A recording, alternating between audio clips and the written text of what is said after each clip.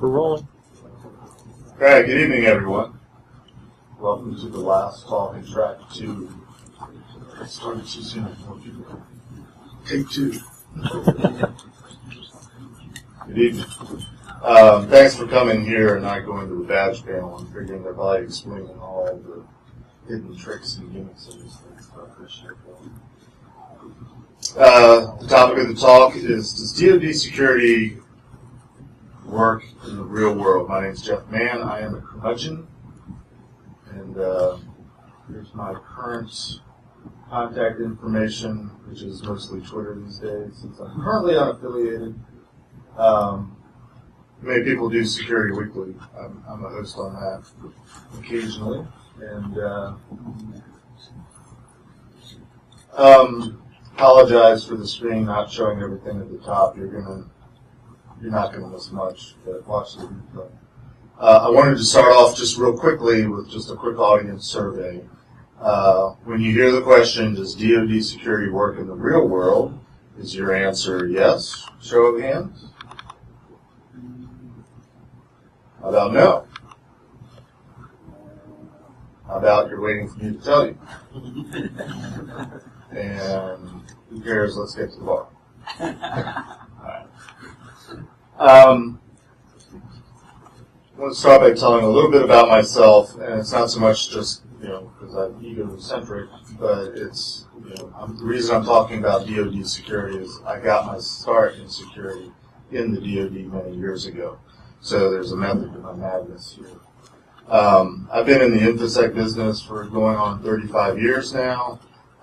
Started with the DoD, spent 13 years there primarily with the National Security Agency. You want to ask questions later, again, find me at the bar.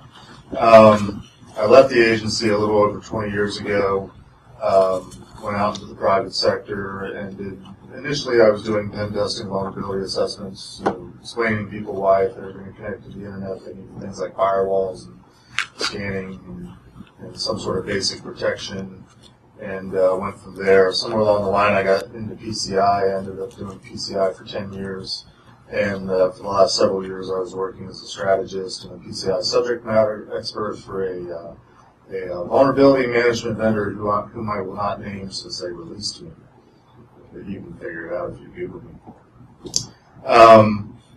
Just real briefly, just because this is a hacker conference and people care about this kind of stuff. Has anybody ever heard of this book called Dark Territory? It came out a little over a year ago by Fred Kaplan. I've got a couple. The Secret History of Cyber War.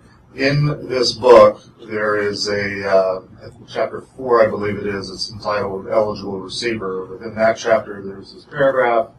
And in the middle there, you can read it. The NSA had a similar group, yada yada, red teaming, located in Phoenix, and so on and so forth. And you get down to this part where it says the red team worked out a chamber called the Pit, which was so secret that few people at NSA knew it existed. I'm here to tell you today I was one of the founders of the Pit and one of the original members of the first red team at NSA. And we did operate it out of the Pit. It was our office. We sat in cubicles, and we were trying to live the hacker culture, so we named our office. It was called the Pit. This is the Phoenix complex. Has anybody ever been to Maryland, flown in or out of BWI Airport? This is right outside of BWI Airport. These buildings are still there today. And the Pit was right there in the corner of that building. That was Phoenix 3. So true story for what it's worth. I want to pause here a minute.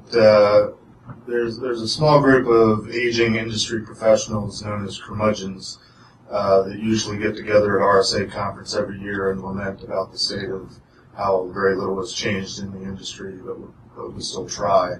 And Becky Bass was one of the members of the curmudgeons. She passed away several weeks ago.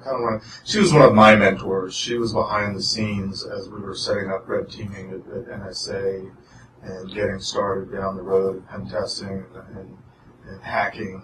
And she was greasing the skids with management and the lawyers in particular, and just sort of watched over us. And through the years, she's always kind of watched over us as we ventured out into the private sector.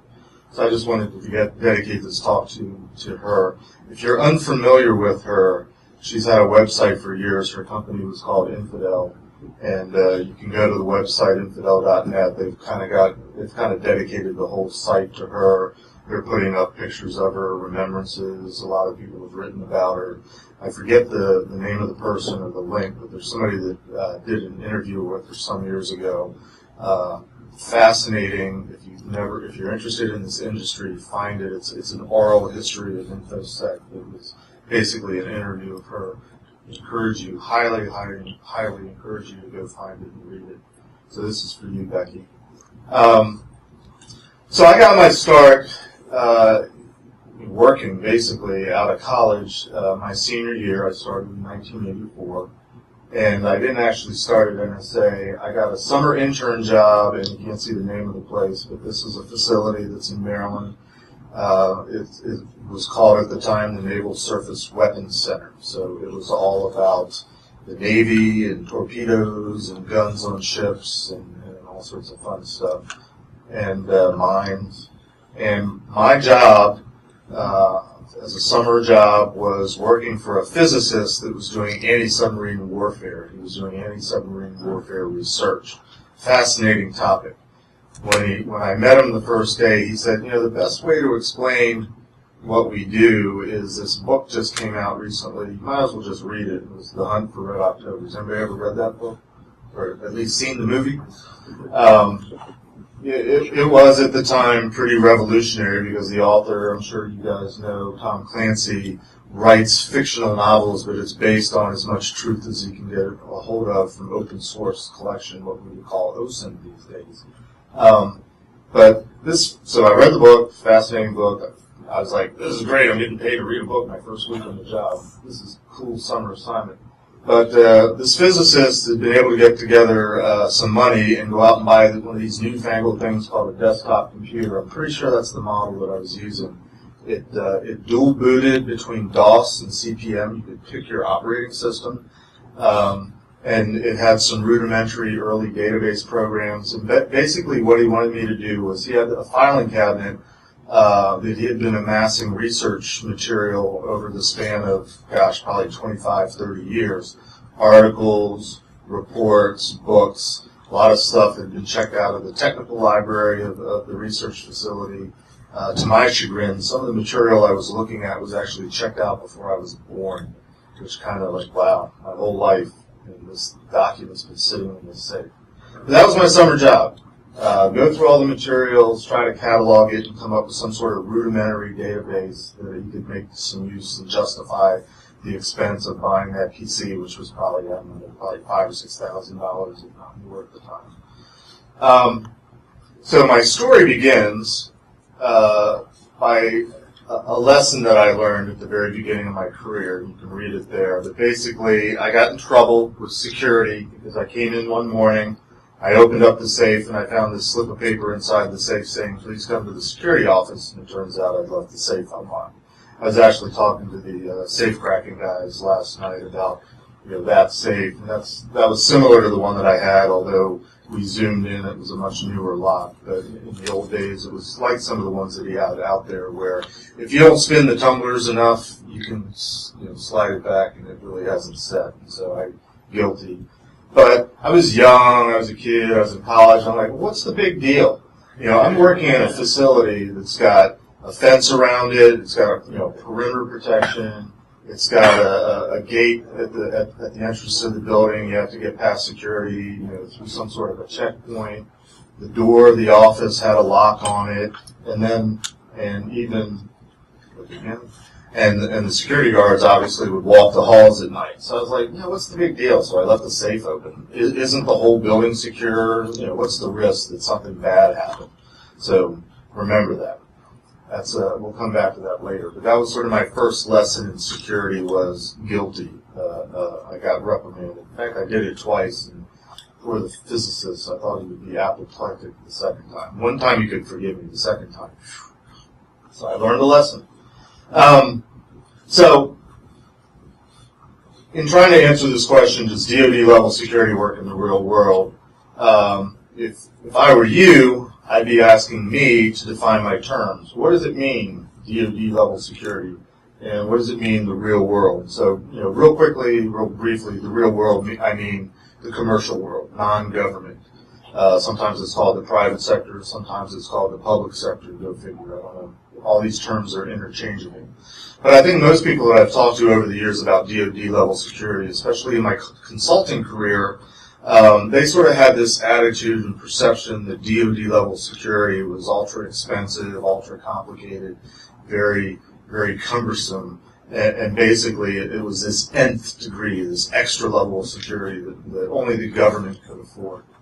Anyone? I like to pop movie trivia. Anyone got this? Yes, shout it out. Spinal Tap. Very good. When I grew up in working in the DoD in the early years of my professional career, there were many aspects, many sciences, cultures to this whole thing that we called security. These are just some of them. Some of these are newer than others. I just Googled and tried to find as many as I could to fill the slide.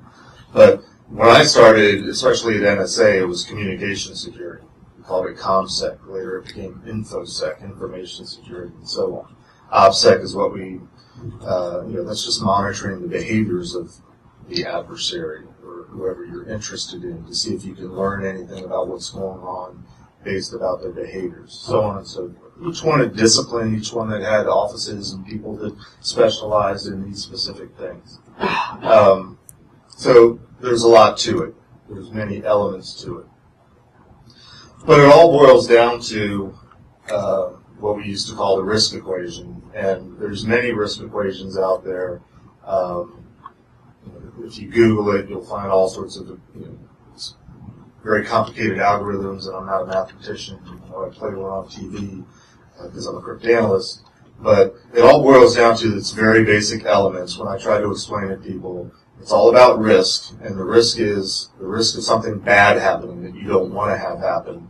And the likelihood that that happens at its most basic level is some combination of the vulnerabilities that exist within your system, in addition to the threats against your systems. Who wants to do something bad to you or make that risk happen, countered by what we used to call countermeasures.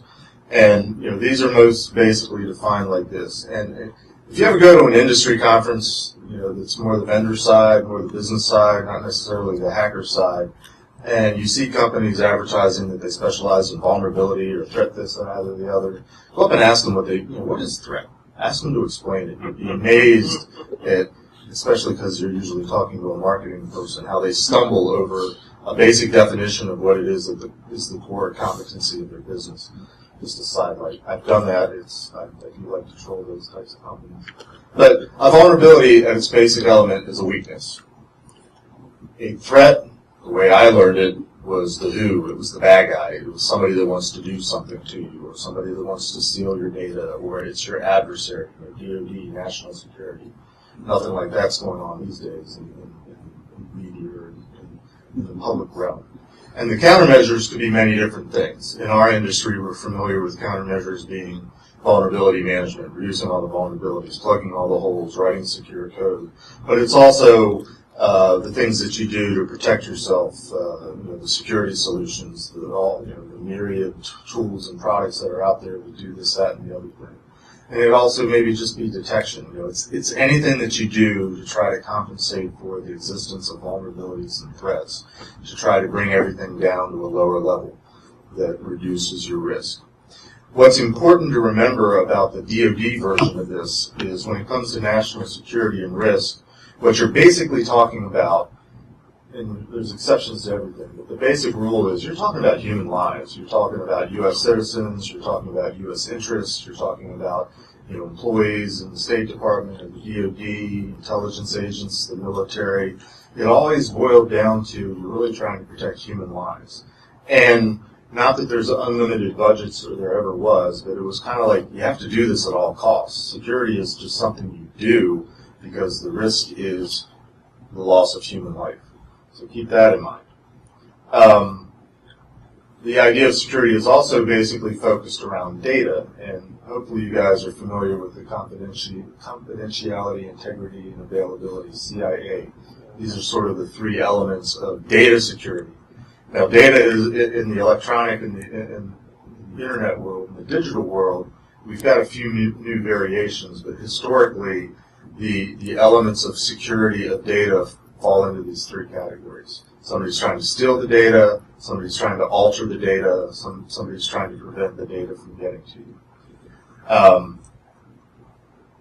I mentioned earlier I was a cryptanalyst. My first tour, my first assignment at NSA was working on the defensive side, producing crypto systems. I actually worked in the manual crypto system shop, so we did things like produce one-time pads and made sure that they got out securely distributed, which is kind of like key management, because the one-time pad is basically a key out to the consumers, out to the users, which is primarily the military.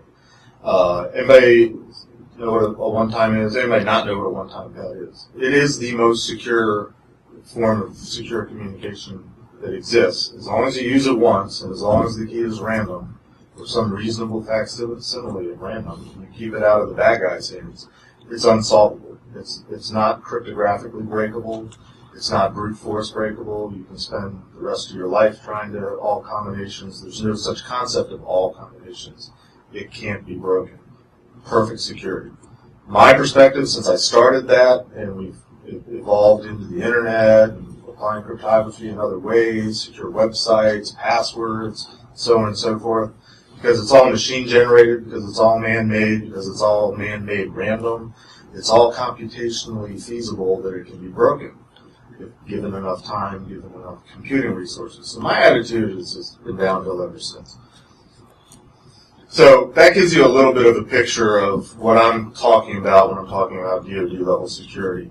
The reason I came up with this talk is because probably about 8 years ago I was working with a customer in the PCI world. They were a major retailer. They were one of the retailers that actually had gone through a pretty significant breach in the late 2000s. Albert Gonzalez was the perpetrator, they called him. But they, like many companies in the commercial, private, public world, whatever you call it, security wasn't really a core competency. They were a retailer. They sold merchandise, and of course they were trying to figure out ways to do it more efficiently and make more money. So they attached to the internet. The internet was being used for transactions. They had locations all over the country, and it was computers attached to the internet and all sorts of things. And so they got breached. Why? Because security wasn't a core competency. They didn't focus on that because they just sell women's underwear or whatever it was they sold. So I was having a conversation with them one day, and I was trying to walk them through the various PCI requirements. And I think we were talking about encryption, my favorite topic, and I was explaining what the options were for protecting data at rest, because encryption is one of the options. There's other things that you can do. And I was kind of, they kind of didn't know what any of the terms meant, so I was just walking through explaining it all to them, and I said, well, that's kind of what you need to do to your data at rest. And the guy kind of shrugged and said, yeah, but we don't need DoD level security. And that stuck with me. And that especially stuck with me the last couple of years when there's been, so many breaches. But again, retailers, they say, well, we just sell this. Security's not our core competency. And I need to readjust because I was getting ahead of myself in the slides. I apologize. But the argument they gave me at the time, we don't need DoD level security, was we're just a merchant. We sell cigarettes, we sell gas, we sell food, whatever it was. Security isn't part of their business. And as I've asked people, as I've talked about giving this talk, and what I've experienced in my career is, security is expensive, security is a hindrance. What's the ROI? There is no ROI. It's just a cost. It's complicated. It's not what they want to do. Too often the companies just want to do the bare minimum, whatever the companies are. It's not entirely true. It depends on the industry. But, I have yet to go to a customer, with few exceptions, that really embraced security the way that I learned it back in the DoD. So, now back to where I was. In the last couple of years, with all the major breaches that have happened, the large companies, in the PCI world, it started in 2013, 14, the Target breach, the Home Depot breach, Neiman Marcus, The list seems to go on and on. Craig's on security, rarely a week goes by where there isn't some major breach announced. And those are only the ones that you hear about. You hear about in the media the big companies, the little guys that do security even less and rely even more on the technology or a third party that's saying, here, use this and you're fine. They're getting popped all the more. For every merchant you hear about, there's probably 2 or 3 dozen smaller companies that you haven't heard about that are going through the equal amounts of pain, if not more, because they're getting breached as well, but nobody cares about it. But so my thought the last couple of years, because this guy, what he said to me 8, 9 years ago, is always stuck in my brain, and I'm thinking, you don't really need security, DoD level security? Yeah, you really do. And as an example, this is a redacted network diagram. It's a few years old. I'm sure they're in the cloud now and things. But this was the typical network diagram of a retailer that I've worked with. They have a couple different basic network layouts or topologies for a couple different types of stores. And the stores would talk back to some sort of data center, which was might have been co-load, it might have been on premises. Nowadays it'll be in the cloud. And ultimately it's getting back to their databases, which might be running on a mainframe. And if you're not familiar with PCI, one of the games of PCI is to reduce scope, to isolate your network to only only the systems that touch credit card data, and that's all you have to worry about. That's the belief. And so this was an attempt to identify what they call the cardholder data network, or the CDE, which is where all the red circles are. Clearly, that's a highly isolated, segmented network. There's not a whole lot of crossover. It's a little bit complicated. There is no, here's the PCI on the left, and here's everything else on the right. It's all intertwined and complicated. And because of this, very often companies get breached. As I came out into the private sector, one of my goals as a consultant was to try to teach commercial companies the wisdom of security and how to do security right. They've been doing business, they've existed for a while, now they're getting on the internet, they're getting involved with technology, they need to start with a plan, they need to start with a policy, they need to understand that security is a process that has to be followed. And the lack of that and the lack of interest, or the belief that it's too hard, too complicated, we don't have the resources, we don't have the money, it basically boils down to just tell me what I want to buy, I want a box, drop it in, and I'll be good. That's basically the attitude that I got time and time again. And what I try to do is get beyond that, and with limited success sometimes, and most of the time the companies learned the hard lesson because they went through a breach, then they were ready to listen. But what I want to focus on for the next little bit is taking what I've learned over the years of DoD level security and see if there's some way to apply that to where we are today.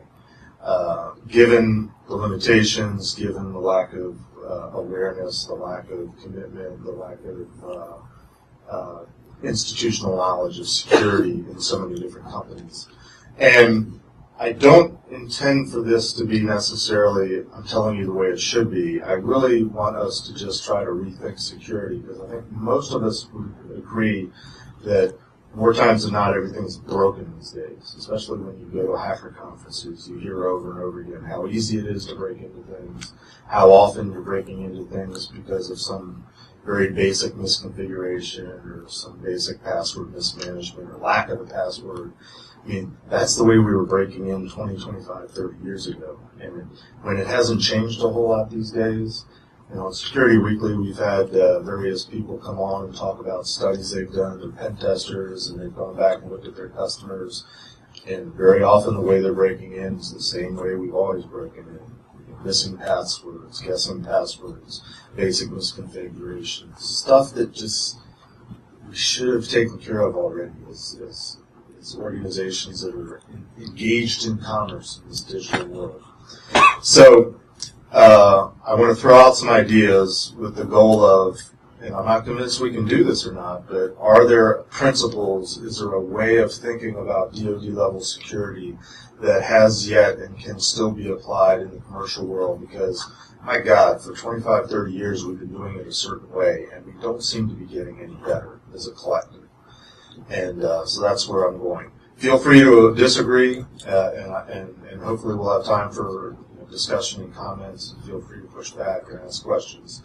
I'm throwing these out as ideas, coming from my long history of and where I've come from, how I was classically trained.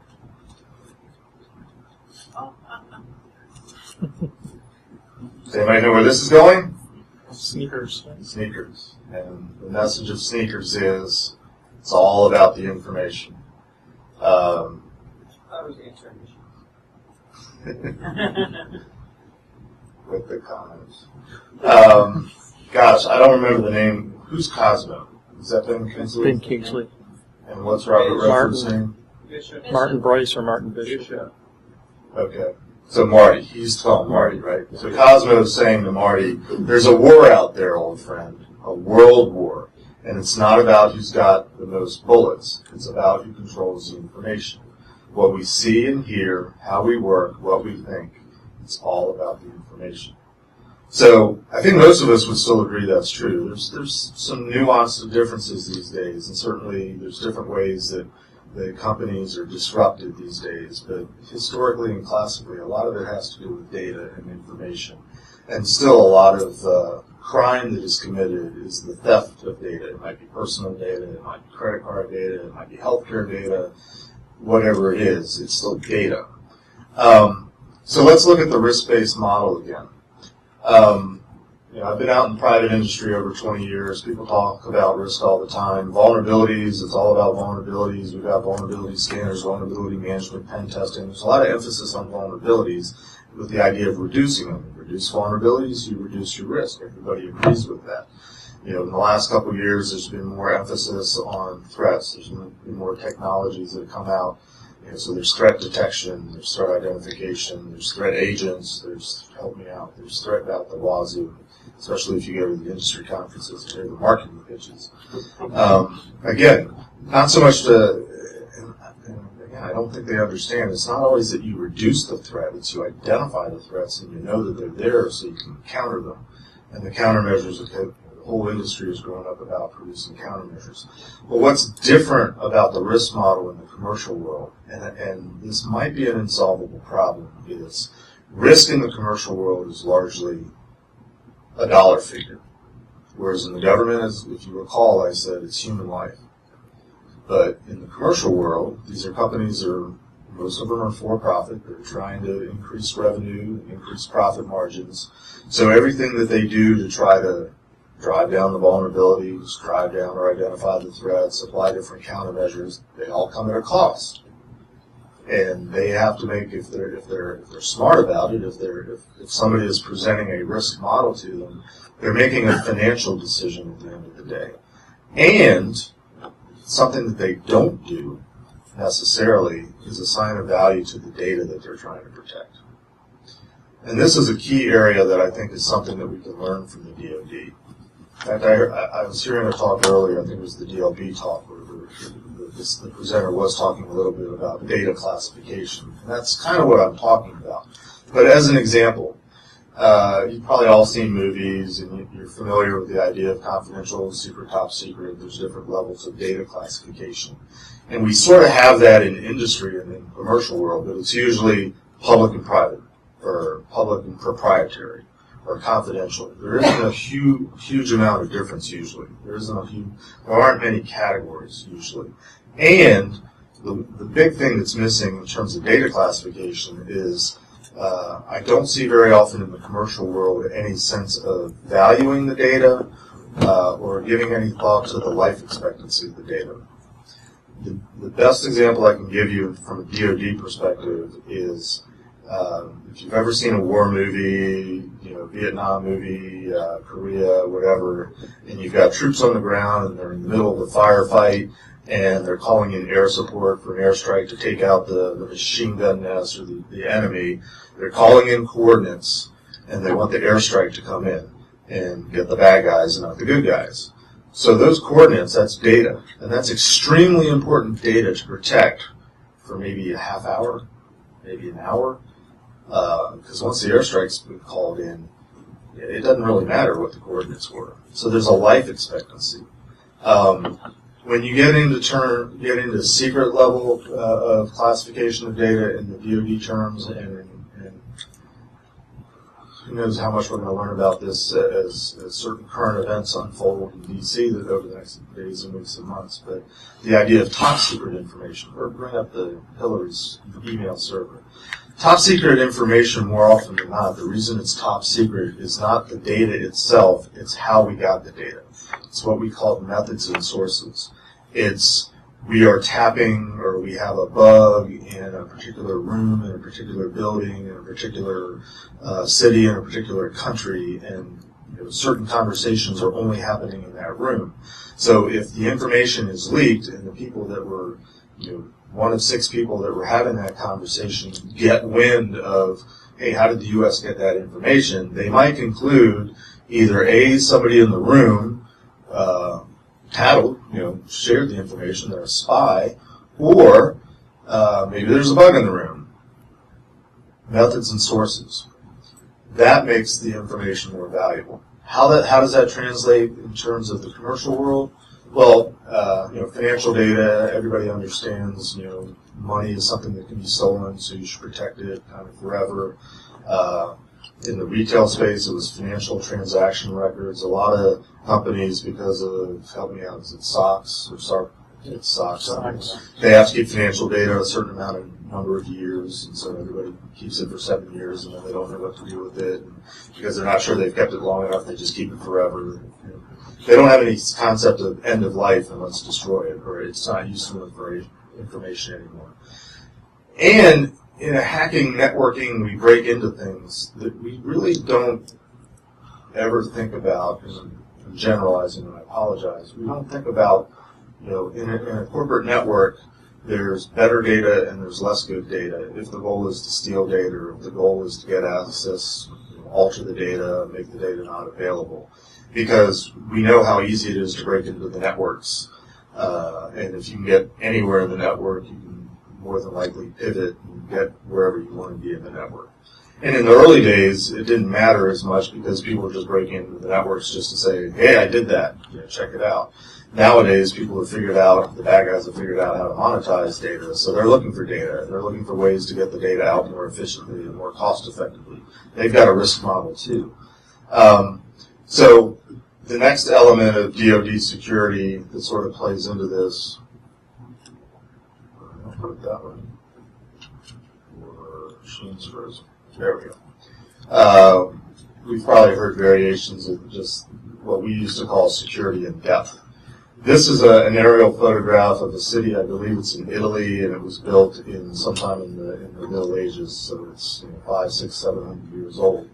You can sort of see that there's layers there, and you can imagine that the king or whoever the leader was of this city was probably in the innermost part if they were being attacked, and the further out you go, less important people were there fighting off the bad guys. And it's a combination of moats and walls and things like that. So layered protection, you've probably all heard variations of that. And a lot of people talk about how this has gone away, especially in today's cloud-connected world where infrastructure is now out there somewhere instead of the classic sense of perimeter. But the concept as it applies, especially to figuring out what's more important and less important in your network, I think still applies. And we would call it segmentation these days, like in the PCI world, separating things out. And I read an article recently that was talking about this a little bit, and they were saying, let's forget about the fact that the classic version of this is to try to slow down the adversary. Well, that's a significant point. We used to design systems where I used to work with this in mind, where another factor of how good the security was make it more costly and expensive and time-consuming than the value of the data was worth the adversary trying to go after it.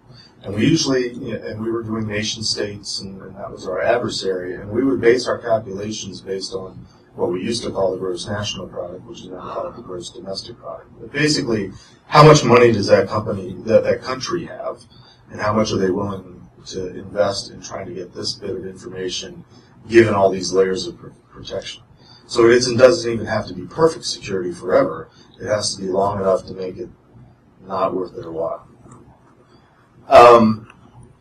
The next element is, and I think this is probably the most important one, and the one that we probably have the most hope of implementing, and that is building into companies a culture of security, what I call a culture of security. Where I used to work in the DoD, the mission of the DoD was security. I mean, that was what we did. And it was part of the fabric, it was part of the culture, and everybody knew. So think back to my earlier story, and a lot of people have walked in. To recap real quick, my first job was a summer intern at a naval research facility, and I was going through classified material in a cabinet, filing cabinet, and I left it unlocked one night, and I got in trouble. So I learned a lesson. And that lesson was there was a lot of other protections in place. And what I learned also was where there was all these other layers of protection where I thought, well, what's the big deal if one thing failed? The lesson I learned is the culture was there was a fence around the building, and it was a perimeter fence, and it was hundreds of yards away from the building, and it had barbed wire on it, and may or may not have had motion sensors on it, and it may or may not have had cameras on it. There were a lot of components and parts and processes to that one piece. And then, going inside the building and having to get through, past the front desk, past the turnstiles, past the security guard. We had badges, initially they were picture badges, and there were proximity badges, and then there were swipe badges. But there was layers of security with processes built around it. And, locking doors, isolating things to different areas, and not everybody got to go into every office. That's sort of the security in depth, that segmentation concept, changing the combination, not displaying it, not writing it, on the wall beside, keeping it secret. And even, the security guards. It was interesting, the security guards at most of the places I worked, they used to rotate them regularly, not to give them a break, but because they didn't want them to become familiar with you and you to become familiar with them. They didn't want you to, it's Jeff. He comes in here every day, and they just let me in even though I don't have my badge, and because I got fired and walked out the day before and they hadn't heard about it. They followed a process. They followed rules, and all the seemingly innocuous rules were followed because everybody understood that it all worked together to create this environment and this culture of security. And I didn't appreciate it at the time, everybody believed in it, and everybody did it, and everybody was trained on it, and everybody was aware of it and took it seriously. It wasn't, we got to do 20 minutes of security awareness training because it's a requirement, and I get yet another lecture about how my password should be longer than 4 characters.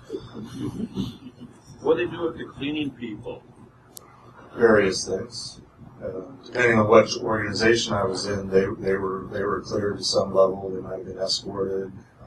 They usually had some sort of level of access, and security guards were aware of what they were doing. But that gets into a trust issue, and again, how much do you want to put into your cleaning people? And I've seen good and bad ways of implementing it. I used to teach when I first came out because I had all this knowledge and wanted to share it with the commercial world. We used to talk about this thing we call the security life cycle and how there's component parts. And most of the companies back then were just getting started on connecting to the internet. They had networks, they had computers, but they hadn't plugged it into the internet and opened this big gaping hole for bad guys to come in. So we tried to walk them through this process of getting a handle on where they stood, getting a handle on what they had to deal with. And a lot of it had to do with vulnerabilities, and a lot of it had to do with pen testing, and it was fun. But we always tried to move them on to, okay, now that we've found all the problems, let's systematically fix them and set you up in a way that's continuously improving and evolving. And that's evolved a little bit. Nowadays you've got the cybersecurity framework, and they've also got 5 steps, and they're slightly different, but very much related, but very much technology-oriented, not so much process-oriented. Whereas we talked about the security life cycle, starting with a basic knowledge of what you're protecting, knowing what you're trying to protect. It could be data, it could be reputation, it could be research data, it could be personnel records. A lot of companies just don't know the value of the data and what they have their hands on, and they have no clue why anybody would want to steal it and nowadays make money off of it. Even customers that I have that were PCI customers, and at some level they knew it was the credit card data they were supposed to protect, and they knew that at some level. They didn't know where it was. They didn't know how many places it was being stored. They didn't know how many people were accessing it and making local copies on their desktop or on their local file servers, or yes, sometimes on their laptop that they walked home with every night, and so on and so forth. We taught, and I still teach, that security requires method, intention. There needs to be a systematic approach to security, and especially it involves all the non-sexy stuff that we don't like to do, like writing things down, documentation and policies and procedures and things like that. And somebody said this a long time ago, one of the first talks that I went to many years ago, a gentleman named Marcus Raymond, if you've ever heard of him, he said basically, I should really give him credit on the slide, but security without policy is simply technology. If you don't have a policy, his context was a firewall policy back in the day, but if you don't have a written plan or guideline and you're implementing a technology solution, how do you know you're implementing it correctly or to meet the goals that you've set for yourself if you don't have some goals written down? So, try to throw together some parting thoughts and throw some stuff out there, and then maybe we can ask some questions and get some discussion. Very often, and this has been my experience, customers, they might have some concept of this whole security life cycle, but they're like, yeah, what do I need to buy? Where do I need to put it? How many? And I can set it up and I'm done. I have a blank, and so I'm protected. Unfortunately, because companies don't have the institutional knowledge, they go out to the community, and very often who they're talking to in the community is vendors. And very often the people that represent the vendors are the marketers and the salespeople that know how to say the words but don't always know what they're talking about. And vendors lie. And I've discovered after working for a vendor, it's not always that they're lying intentionally, it's because they just don't know anybody. They're knowing better. They're as uninformed, and they don't have the institutional background, just like the customers that they're trying to sell something to. There's also, I believe, too much of an emphasis on technology, and I know that's a risky statement at this type of conference, but if we're going to be honest with ourselves, we've been trying all this stuff that we've been talking about the last couple of days for 25, 30 years, and there's still pretty significant problems out there. And I think we could probably all agree that vulnerabilities are here to stay. So maybe, just maybe, we should focus somewhere else if we think back to that risk model. Maybe it's time to focus on another aspect. Doesn't mean we drop the vulnerability component, but maybe there's more to it than that. And like I said earlier, people don't know what the meanings of the words are. I hear people use risk and threat in particular interchangeably, like they're synonyms. They don't understand that one is a component part of the other. So, anybody know what that is? This is, it all started with that book up in the top left corner, which was called the Orange Book, which was the first published, I'm going to say it was in the early 80s. And it was all the details you'd ever want to know about how to secure a computer, and then as it moved on, networks and all the different component parts. So there was a lot of work went into that. It was very exhaustive, and largely everybody agreed it was not achievable and it wasn't really useful. So that's what the government gives us, what some people think. But I saw this a couple weeks ago. Somebody, I think I saw it on LinkedIn. Somebody attempted to map out all the different things and components and technology. It's mostly technology based together. Everything that a CISO needs to know about. I don't even know if you can read any of it, but hopefully you can see it later on the video. So that's one example. And then I saw this a few days after that. Somebody tried to map out all the cybersecurity domains. There's a lot of crap to know about there for anybody that's trying to do this stuff. And, is that better than what the government had to offer? I don't know. But if you go back to data security or information security, most people, especially on the consultant side, that are trying to work with companies to get them to a point, a lot of people in this industry will talk about its people, processes, and technology. People have heard that before, I hope. Of course, consultants tend to talk about the people and processes and pen testers and the hackers are focused on the technology, as well as the vendors that are selling all the solutions. I submit to you that all of those are important, but they're missing a key element, which is having that purpose. And your purpose not be the mission of the DoD, which is protect against nation states and human lives, but every company, every organization out there has a purpose. And you should understand that. And based on that purpose, you should understand to what degree and what level you need to protect your data, which a lot of it has to do with. And then you start to make some informed and hopefully intelligent and well-reasoned decisions on what you invest in terms of people, processes, and technologies. So to sum up, I firmly believe technology is not the solution. It's really the problem. As near as I can tell, after almost 35 years, knowledge and awareness is the key. We've got to make people smarter that work for organizations about how they fit into the machine that is their company, and what they do and don't do, how that impacts the security of the company. Security is, I like to say security is a verb. It's something that you do. And notice I never mentioned that word once in this entire presentation.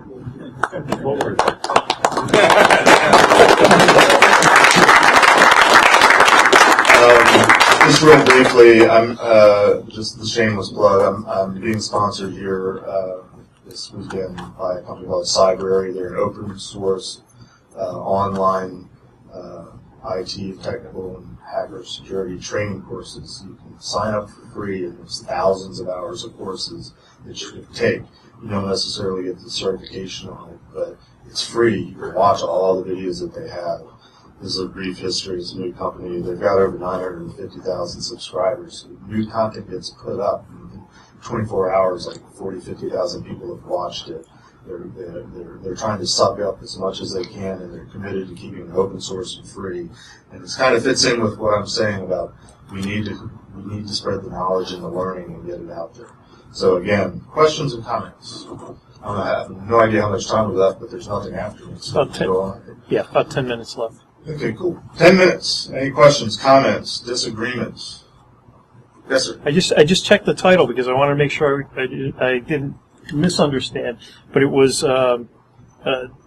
does it work? And I guess maybe it's just playing words. Is it needed? Yes. Does it work? I'm on the fence for various reasons because people, you've detailed a lot of them. People say too expensive. Right. We don't need that. That's where I have some trouble in answering that question. I guess that's a comment, less. Yeah, more a comment, less a question. Again, I'm intending this to be a discussion starter because I think we need to try something different. Because what we've been doing for the last 25 years, while it makes a difference, technology keeps advancing. New technologies come out that might solve one problem, but they generally introduce 2 or 3 new ones. And if you think about it, vulnerabilities, the way we think of it as hackers and pen testers, are really features. Chew on that one a bit. Or I could say hackers, somebody asked me to define what a hacker was a couple months ago. I said, well, they're basically somebody that knows how your technology works better than you do. And yet we continue to roll it out. And companies legitimately, I think there's a legitimate need for companies. I think they're justified in saying, I want to use stuff that's secure, and I shouldn't have to know all this stuff. But that doesn't happen yet either. Yes? So the purpose of all the technology we've built over the time period we're talking about, the purpose of it is not to be secure. The purpose is to achieve some result, right? Like whether it's... I don't know. What is the purpose of all the tech? I'm an old curmudgeon, so I can say, no, what's the purpose of all this technology? But we don't build it to... What is the purpose of Pokemon Go? Right, but in the being military... Get off my lawn! I'm sorry, go ahead. In the military to affect some, damage, or in the commercial space, a Tesla car, or pick a technology. It has some purpose, and there's a lot of it, right, over that time period. I'd say, on the whole, while I don't disagree that InfoSec has basically repeated the same problems, I'd say the success of the technology over that time period and the benefits that people have seen have far outpaced the negatives from the breaches and the problems, which is why people have just continued to tolerate the InfoSec problems. Now, I have a question or a discussion point. Okay. So, the DoD, it seems like, has mitigated a lot of. They've embraced a lot of new technologies. Obviously, you got smart weapons, you've got, advancing technologies. But they do one thing very, very differently, which is their networks are not connected to other countries and to untrusted actors. If you're going to have a device, well, in the weapons, We hope. well, yeah, maybe the guided bombs are talking to Amazon now, but what little I've touched on, the They first may thing work for a backbone provider. the first thing they do if you're going to deploy, I was involved in an unclassified project with Android devices in Afghanistan. Okay. And the first thing they did was drill the radio out of it. And the only way it could get online was connected to a secure laptop, which only connected to a DoD network. Basically, the network is the security in the DoD. What network are you on? And out in the commercial space, we're all trying to deal with the internet. And the problem I feel like we're facing now is, and it's exploding with IoT, is everything being connected and with no trust or real security in the protocols. And I think ultimately you're going to have the commercial space embrace more layering and more segmenting in networking. And there's going to be downsides for hackers and freedom of information. But I think, in the corporate space, you're going to start to see more of that because that's what's worked for the DoD. So, to tie your first comment together with your question and your last comment, another way of expressing what you expressed initially in terms of great successes is could be defined as people have made a lot of money off the technology because, again, the risk model in the commercial world is financial based, and that has outweighed the losses. It's another way of looking at it, right? And so your question about the security of the DoD is that it's a separate network. Well, we can start talking about the insider threat and having worked for the government many years, but the providers of the closed network were also the providers of the internet, and they swore up and down that they were separate. I worked for a telco for a while, and they had me do a security architectural review of another project that they were working on, which had to do with replacing the air traffic control systems, which is radar. They were trying to produce a GPS-based system, so they could have transponders in every plane, and they have all sorts of antennas throughout the country and at the airports.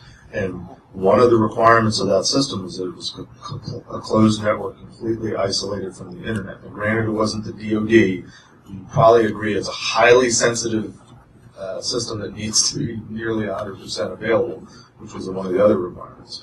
One of our engineers, who were a subcontractor because we were the backbone, pushed a software update to the routers, or the switches at all these different locations over a weekend and took the system out. It was beta, it wasn't live. It's still not live, I don't think. Took the system out for 18 hours. And when I was talking to him about it, he's telling me it got to be closed and 100% availability. And what I did was I was at home and I pushed this update. I'm like, time out. You were at home, so how did you get on this completely isolated network? He's like, well, I VPN'd into my account at the telco, and then I hopped over this, and I hopped over this. And I was like, but you did it from home. And he didn't understand what I was getting at. He really believed it was separate networks. I said, you were at home. You were dialed into your local ISP, or dialed in, that's my showing my age. Sorry. You were connected to your Wi-Fi, and your local ISP, and you were manipulating the system that was supposedly 100% isolated from the internet, and he didn't get it. And I'm like, why are we having this conversation? So anyway, I'm sure the DoD is completely separate. Any other questions or comments? Yes? So I feel like a lot of times as a group, as a community, we try to look at security as a binary thing. Something that is secure, it's not secure, this vulnerability exists or it doesn't exist.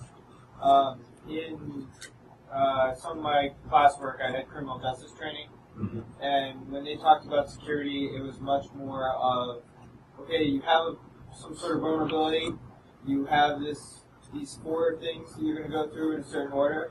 Are you going to eliminate the risk? Are you going to reduce it? Are you going to transfer it? Or are you just going to accept it? And I feel like we don't talk about that enough. Are you going to patch it or are you not going to patch it? That's it. And kind of in line with that, because of what we've done around the security, I had another professor who worked for a hospital for physical security, not for InfoSec, that didn't even like to use security. He called everything loss prevention. Loss prevention of human life, loss prevention of data, loss prevention of working time. So have you seen like being able to rephrase things to be able to kind of be in line with the way that some of the business already operates? Like maybe for retailers, they've got a loss prevention. Oh yeah, I mean, I've spent a lot of years as a consultant trying to find ways to say things differently to get the point across. I do another talk called The Art of the Jedi Mind Trick, which is trying to convey some of the techniques that I've learned over the years.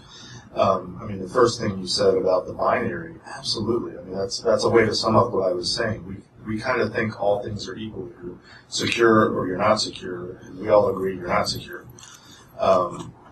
The second thing you said, the second professor, changing the words, making it something different other than InfoSec, that's assigning a value to the data effectively. I mean, and yeah, if the frontline approach and using all the terminology and buzzwords that we're familiar with isn't working and probably won't work, it's absolutely essential to try to come up with a way to make people understand. Because security at some level is just common sense. Security, when you can explain it effectively to people, whether they're technical or not, they get it. Oh, we're trying to prevent this from being stolen. Oh, this is valuable. We want to protect it. Break it down to its essential elements without getting mixed up in all the technology. Yeah, that's essential. It helps. Is it perfect? No. But it certainly goes better than blasting them with a lot of terminology that they don't understand. Any other questions or comments? Yes? So I'm always absent in likelihood in my calculation of risk, and I've had a lot of passionate discussions with folks who don't think it's a large factor in calculation of risk. And comment on how that should be calculated. So, and I'm realizing I have been forgetting to repeat the question, so it's going to be a boring video when you watch it. So the question is, how does the likelihood factor into the risk equation? We did a lot of work with risk equations back when I was in the DoD at NSA, and we used to go down two threads. One was the likelihood that if somebody tried to do this attack or do this exploit, it would be successful. And it was like, how bad is the hole? How bad is the vulnerability? And that sort of roughly translates to those vulnerability scanners, whether it's CVE or CVS. Oops. Hold the bottom button for about push it in for about 5 seconds. 1, 2, 3, 4, 5, 6, 7. It might be just dead. I can talk loudly. Oh, there it is. A lot of the vulnerability rankings are basically the likelihood of success. If this is tried, it goes. But the other one was the likelihood that somebody would actually attempt to do the exploit. Sort of a different way of looking at it. So yeah, likelihood is something that's an important factor that's not always taken into account in a lot of risk equations. But there's 1,000 variations of the risk equation. Pick one and run with it. Any other questions? We probably should wrap up so we can go to the bar. Comments? Parting thoughts? Live long and prosper.